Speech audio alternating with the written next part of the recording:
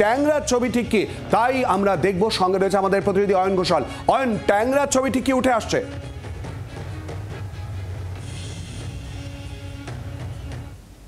পুরসভার পরিষ্কার কথা, দুটো বিল্ডিং তার এই মুহূর্তে যা কৌণিক অবস্থান, তাতে দুটো বিল্ডিংয়ে অত্যন্ত বিপজ্জনক। আমি এখন যে বিল্ডিংয়ের ছাদে দাঁড়িয়ে তোমার সঙ্গে কথা বলছি সেটা নির্মীয়মান বিল্ডিং, দেখে বোঝা যাচ্ছে এখনো পর্যন্ত ইতিউতি নির্মাণ সামগ্রী পড়ে আছে।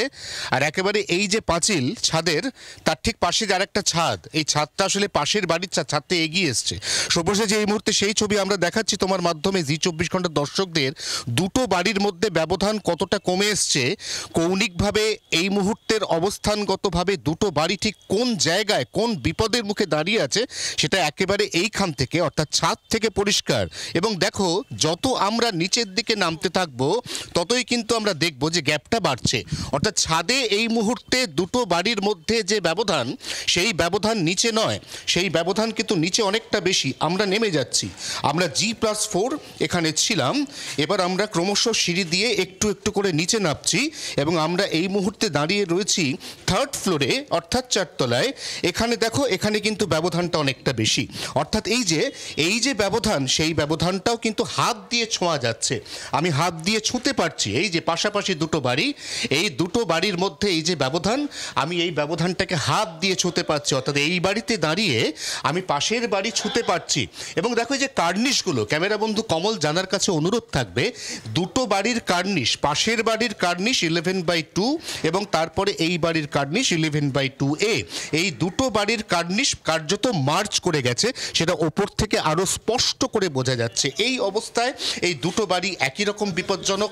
এই বাড়িতে এখনো পর্যন্ত নির্মাণ কাজ চলছে, সম্পূর্ণ হয়নি। অভ্যন্তরীণ বা ইন্টেরিয়ার একাধিক কাজ বাকি। আর কমপ্লিট হয়ে যাওয়া ওই পাশের বাড়ি, যে পাশের বাড়ির গায়ে বিজ্ঞপ্তি জারি হয়েছে, যেখানকার বাসিন্দাদের বাড়ি খালি করে চলে যেতে বলা হয়েছে, তাদের এই মুহূর্তে সবচাইতে বড় প্রশ্ন, তারা 72 ঘন্টার মধ্যে কোথায় যাবেন?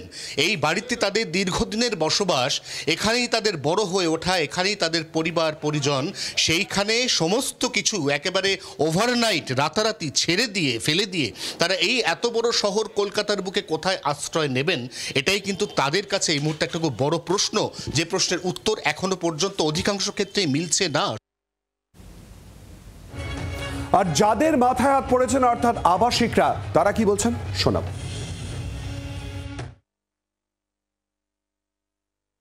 বাড়িতে থাকবো, আর কোথায় যাবো আমরা?